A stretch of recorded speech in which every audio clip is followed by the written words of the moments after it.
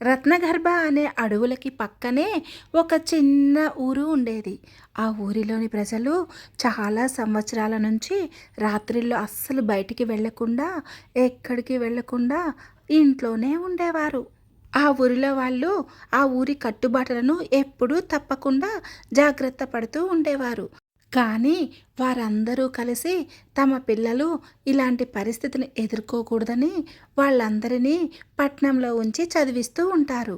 వాళ్ళందరూ అక్కడ చదువులైపోగానే వాళ్ళ ఊరికి వచ్చి ఆ ఊరిలో వాళ్ళ పరిస్థితి చూసి ఆ పరిస్థితికి గల కారణం ఏంటో తెలుసుకోవాలని అందరూ కూడా నిర్ణయించుకుంటారు. ఆ ఊరికి సంబంధించినటువంటి పెద్ద పెద్ద వాళ్ళందరినీ అడిగి అసలు విషయం తెలుసుకుంటారు. 100 యోజనాల దూరంలో ఉండే కొండపైన ఒక భయంకరమైన పిశాచి ఉందని తెలుసుకొని దానికోసమే వాళ్ళందరూ భయపడుతున్నారని, ఎలాగైనా ఆ పిశాచిని అంతం చేయాలని వీరందరూ కూడా ఆ కొండ మీదికి వెళ్తారు. అక్కడికి వెళ్ళి చూసిన వారికి చాలా ఆశ్చర్యం వేస్తుంది.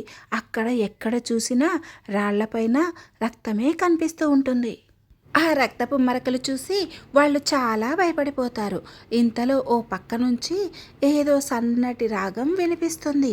అక్కడ ఎవరున్నారో అని వెళ్ళి చూడగా వాళ్ళకి అక్కడక్కడ ఏవో నీడలు కనిపిస్తూ ఉంటాయి. ఆ నీడలు అలా వచ్చి ఇలా మాయమైపోతూ ఉంటాయి. ఒక్కసారిగా వాళ్ళ ముందు ఒక స్త్రీ ప్రత్యక్షమవుతుంది. ఆమెను చూడగానే వాళ్ళు చాలా ఆశ్చర్యపోతారు.